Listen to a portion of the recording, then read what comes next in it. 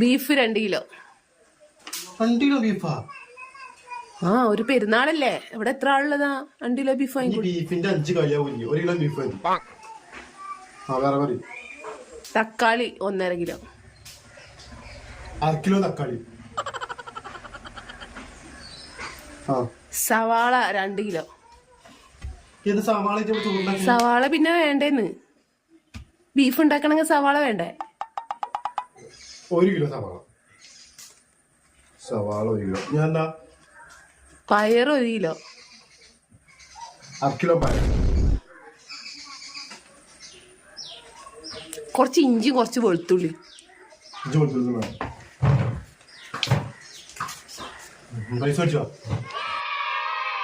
വയ്യ, എല്ലാരും ഇങ്ങനെ പനെടുത്തുകയില്ല, പോത്തുപോലായിട്ട്.